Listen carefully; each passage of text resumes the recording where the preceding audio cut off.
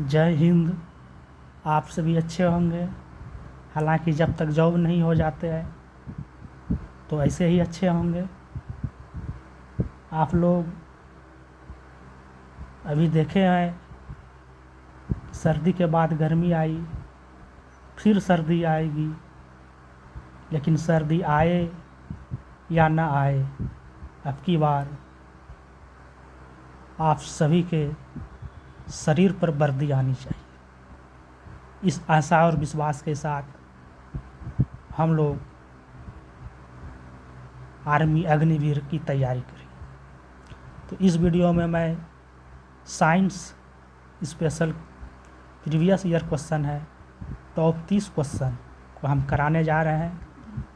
बिल्कुल आसान भाषा में, याद करने की कोई ज़रूरत नहीं है, सिर्फ समझ लें तो ये आपको फिर देखने की ज़रूरत नहीं पड़ी।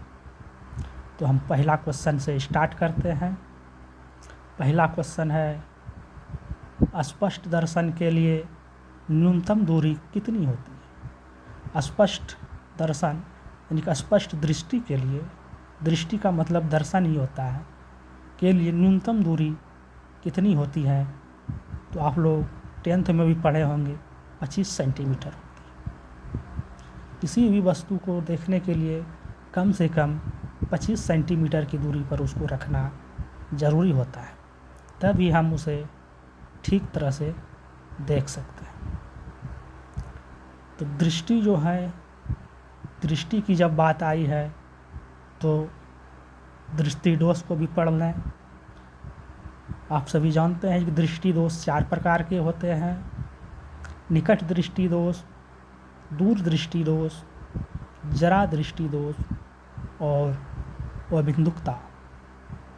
निकट दृष्टि दोष क्या होता है कि निकट की वस्तु तो हम देख पाते हैं, लेकिन दूर की वस्तु हम नहीं देख पाते, उसे निकट दृष्टि दोष कहते हैं। दूर दृष्टि दोष वह होता है कि हम दूर की वस्तु तो देख पाते हैं पर निकट की वस्तु नहीं देख पाते हैं, उसे निकट दृष्टि दोष कहते हैं। और जरा दृष्टि दोष, न तो हम निकट की वस्तु को देख पाते हैं न दूर के वस्तु को देख पाते हैं, तो इसे जरा दृष्टि दोष कहते हैं। चौथा है अबिंदुकता। अबिंदुकता में जो है आरे तिरछे दिखाई देते हैं, साफ दिखाई नहीं देते हैं। एक वस्तु, दो वस्तु लगेंगे, अगर एक आदमी खड़ा है सामने तो उसे लगेंगे 2 आदमी खड़ा है, यानी कि आरे तिरछे दिखाई देते हैं। तो इसे दूर करने के लिए कौन सी लेंस डॉक्टर देते हैं, उसे हम लोग जानते हैं, जानने का प्रयास करते हैं। निकट दृष्टि दोष जो बताए कि निकट की वस्तु देख लेते हैं लेकिन दूर की वस्तु नहीं देख पाते हैं, इसे दूर करने के लिए अवतल लेंस का उपयोग किया जाता है। इसे याद करने का एक ट्रिक बता देते हैं। निकट, नोहर्षि के कोटो, निकट में 3 अंग शब्द आया, नी कोटो निकट 3 आया, तो इसमें 4 वाला लेंस आ जाएगा। जैसे ओ बो तो लो 4 है, इसमें ओ 1 बो 2 तो 3 लो 4, अवतल। तो निकट में अवतल लेंस का उपयोग किया जाता है। दूर में अब जो है अवतल हो गया तो उत्तल लेंस का ही उपयोग होगा, तो दूर दृष्टि दोष में उत्तल लेंस का उपयोग होता है। और जरा दृष्टि दोष, जिसमें न तो दूर की वस्तु दिखाई पड़ते हैं न नज़दीक की वस्तु, तो इसमें निकट की वस्तु भी नहीं दिखाई दे रहे हैं, तो इसके लिए अवतल, और दूर की भी नहीं दिखाई दे रहे हैं तो अवतल, दोनों लेंस को मिला दिया जाता है, तो इसे बाइफोकल लेंस कहते हैं। यानी कि जरा दृष्टि दोष को दूर करने के लिए बाइफोकल लेंस का उपयोग किया जाता है। एक है अबिंदुकता, जिसमें आरे तिरछे दिखाई देते हैं, इसके लिए बेलनाकार यानी सिलेंड्रिकल लेंस का प्रयोग किया जाता है। तो आपको एक क्वेश्चन से 5-6 क्वेश्चन का मैंने हल कर दिया, तो आप लोग सिर्फ ध्यान से सुने आप लोग को आपकी सर्दी से पहले ही वर्दी लग जाएगी। 2 नंबर क्वेश्चन है, साबुन के बुलबुले का रंगीन दिखाई देना किसका उदाहरण है? साबुन का जो बुलबुला होता है अगर आप हाथ में देखेंगे तो वो रंगीन दिखाई देगा। अगर सड़क पर पेट्रोल गिर गया है तो वो भी रंगीन दिखाई देगा।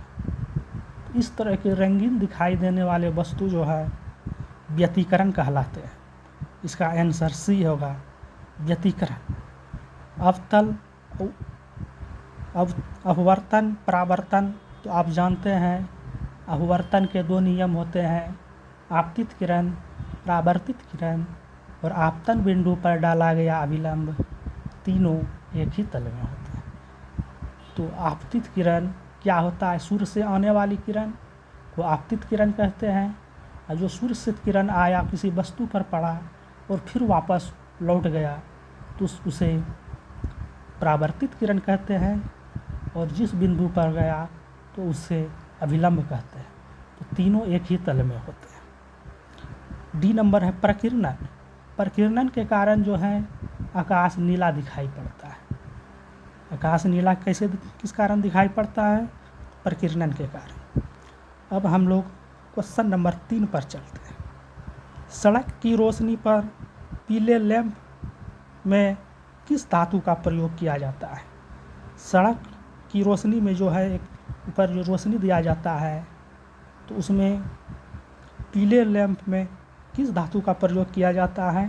तो सोडियम धातु का प्रयोग किया जाता है, ताकि वो वर्षा में भी खराब नहीं होता है। अब हम लोग चलते हैं 4 नंबर क्वेश्चन पे। आप लोग सिर्फ ध्यान से सुने, सारी बात आपको समझ में आएगी। 4 नंबर है, निम्नलिखित में से किसका उपयोग सर्च लाइट में परावर्तक के रूप में किया जाता है? तो किसका किया जाता है? अवतल दर्पण का उपयोग किया जाता है। अवतल दर्पण जो है सिर्फ सर्च लाइट में ही नहीं, डॉक्टर द्वारा आँख, कान, नाक, गला एवं नाई द्वारा दाढ़ी बनाने में जो भी है, यानी कि हजामती दर्पण भी जो है अवतल दर्पण को कहते हैं। तो इसका आंसर सी होगा। ये नंबर है अवतल लेंस, जो कि बटाए निकट दृष्टि दोष को दूर करने में किया जाता है। समतल दर्पण आगे बताएंगे और उत्तल दर्पण भी आगे बताएंगे। 5 नंबर क्वेश्चन है, अल्जाइमर रोग मानव शरीर में किस अंग को प्रभावित करता है? अल्जाइमर रोग हो गया, फिर माइग्रेन हो गया, फिर जो है आपका मस्तिष्क से रिलेटेड जो है ये सभी रोग है। अल्जाइमर मस्तिष्क से रिलेटेड है, ब्रेन से रिलेटेड है, और ब्रेन जो है तंत्रिका तंत्र से जुड़ा रहता है। तंत्रिका तंत्र क्या होता है? पूरे शरीर में एक रेशे के समान जो है तंत्र जो है, कंकाल को आप देखेंगे किसी बुक में तो आपको समझ में आएगा। तंत्रिका तंत्र एक रेशे के समान पूरे शरीर में रहता है, जो दिमाग को, ब्रेन को सूचना देता है। अगर पैर में कांटा चुभ गया या चोट लग गया तो सूचना तंत्रिका तंत्र द्वारा ही जाता है। तो इसका आंसर ब्रेन नहीं है ऑप्शन में, तो तंत्रिका तंत्र आंसर होगा ऑप्शन नंबर 1। अल्जाइमर हो गया, माइग्रेन हो गया, मेनिंजाइटिस, हाँ मेनिंजाइटिस जो है उसमें भी ब्रेन से रिलेटेड है। मेनिंजाइटिस, माइग्रेन, अल्जाइमर ये सभी तंत्रिका तंत्र यानी ब्रेन से रिलेटेड है। जो नोट करने बात है आप कॉपी कलम लेकर भी बैठें और नोट कर सकते हैं। 6 नंबर क्वेश्चन है, किसकी चिकित्सा में डायलिसिस का प्रयोग किया जाता है?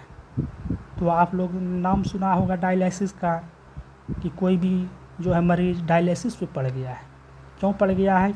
क्योंकि उसका किडनी खराब हो गया है, रक्त का शुद्धिकरण यानी फिल्टर नहीं हो पा रहा है। तो कृत्रिम विधि द्वारा जो है उसे रक्त का छानता है, रक्त का शुद्धिकरण किया जाता है। तो वो जो मशीन है उस मशीन का नाम है डायलिसिस। तो 6 का आंसर भी सही है। 7 नंबर क्वेश्चन है, समुद्र की गहराई मापने के लिए उपयोग किए जाने वाला यंत्र कौन सा है? समुद्र की गहराई को जो है फाइडोमीटर से मापा जाता है। Answer C. रडार जो होता है, कोई वायुयान हवा में उड़ रहा है या पानी में उड़ रहा है तो उसके रडार के जो है लिया जाता है, तो वहाँ रडार का प्रयोग किया जाता है। और सोनार जो है, जो तरल पदार्थ को पता लगाने के लिए जो है सोनार का यूज़ किया जाता है। और हाइड्रोमीटर आपेक्षिक द्रव की आपेक्षित घनत्व जो हम द्रव का जो घनत्व है उसको नापने के लिए हाइड्रोमीटर का उपयोग किया जाता है। तो 7 नंबर तक आप लोगों ने समझ लिए, किसी प्रकार की कोई परेशानी नहीं हुई होगी। अब हम लोग चलते हैं 8 नंबर पर। 8 नंबर है, कार्बोहाइड्रेट शरीर में किस रूप में संग्रहित किया जाता है?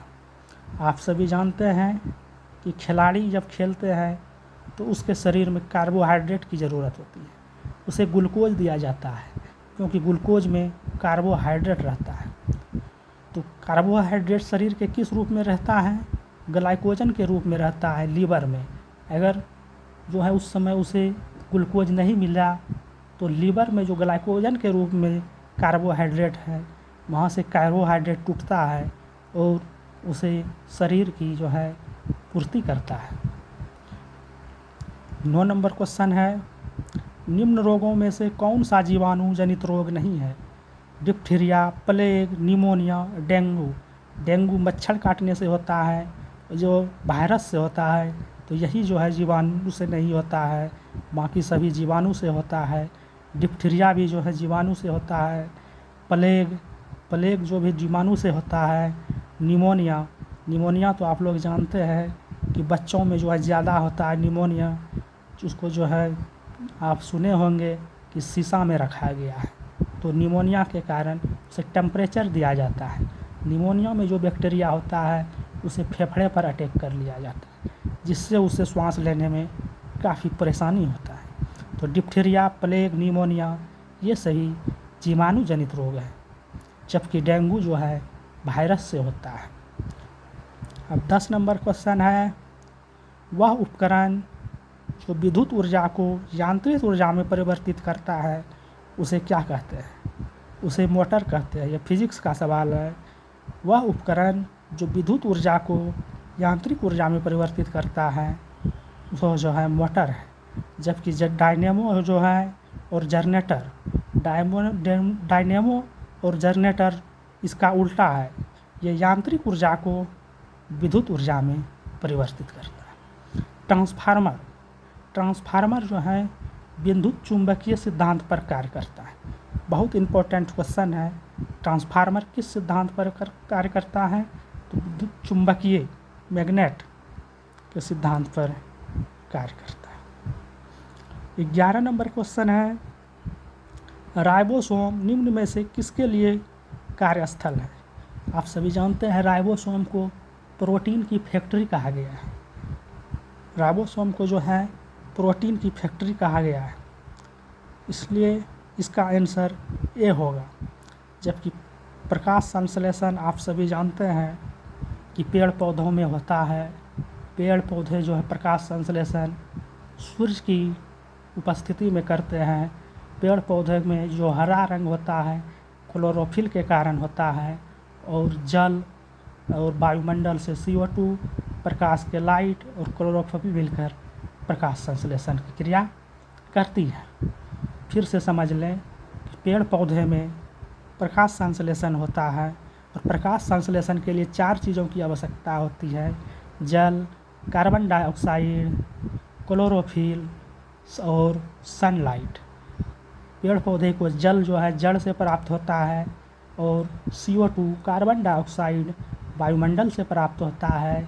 क्लोरोफिल पेड़ पौधे के जो हरे भाग में क्लोरोफिल पाया जाता है, और सनलाइट तो सूर्य से प्रकाश जो सूर्य से प्राप्त होता है।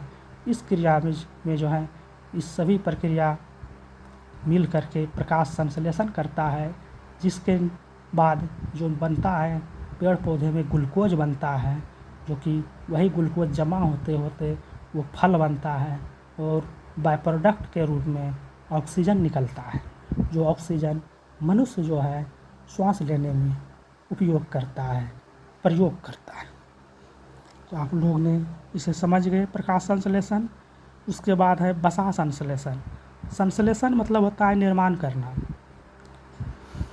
तो वसा संश्लेषण जो है, वसा किस में पाए जाते हैं? तेलीय पदार्थ में, तेल, घी, इस सब में वसा पाए जाते हैं। तो श्वसन आगे बताएंगे, श्वसन कैसे होता है, श्वसन कहाँ से होता है, इतना समझ लें श्वसन कहाँ से होता है। तो श्वसन, तो आप लोग के मन में सवाल होगा, श्वसन जो है नाक से होता है, अगर हम नाक बंद कर दें तो मुंह से होता है, लेकिन ये सही आंसर नहीं है। श्वसन न नाक से होता है न मुंह से होता है, बल्कि श्वसन फेफड़े से होता है, लंग से होता है। जब हम श्वसन करते हैं तो फेफड़ा अप डाउन करता है। नाक और मुंह एक प्रक्रिया है श्वसन विधि का, लेकिन श्वसन होता है लंग्स में, फेफड़ा में। क्वेश्चन नंबर 12 है,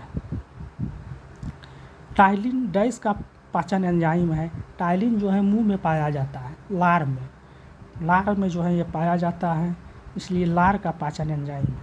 वसा तो आप लोग को बता दिए। यकृत, लीवर में जो बता दिए कार्बोहाइड्रेट ग्लाइकोजन के रूप में जमा रहता है। गुर्दा, किडनी के बारे में बता दिए। किडनी को जो है एक और बात जान ले, किडनी को जो है मात्रात्मक इकाई को नेफ्रॉन कहते हैं। ये हाई लेवल के थोड़ा क्वेश्चन हो गया, लेकिन फिर भी इसे जान लें कि किडनी जो है, गुर्दा जो है, इसकी जो है इकाई जो है नेफ्रॉन होता है। तो 12 नंबर क्वेश्चन तक आप लोग अच्छी तरह से समझ गए होंगे। अब चलते हैं 13 नंबर क्वेश्चन में। 13 नंबर क्वेश्चन है, प्रत्येक क्रिया के बराबर वो विपरीत दिशा में एक क्रिया होती है। यह न्यूटन का कमा नियम है। कल न्यूटन के नियम के बारे में मैंने पढ़ा दिए थे अगले वीडियो में, कि न्यूटन का जो पहला नियम है कि कोई वस्तु अगर विरामावस्था में है तो वह विरामावस्था में ही रहेगा, अगर वह गतिशील है तो गतिशील ही रहेगा, जब तक कि उस पर कोई बाह्य बल यानी कोई बाहरी बल कार्य न करे। तो कोई वस्तु, अगर हम कोई गेंद को गतिशील फेंकते हैं तो गतिशील ही रहेगा, लेकिन वो रुक जाता है। रुक इसलिए जाता है क्योंकि उस पर बाह्य बल कार्य कर रहा है, और वो बाह्य बल है गुरुत्वाकर्षण बल।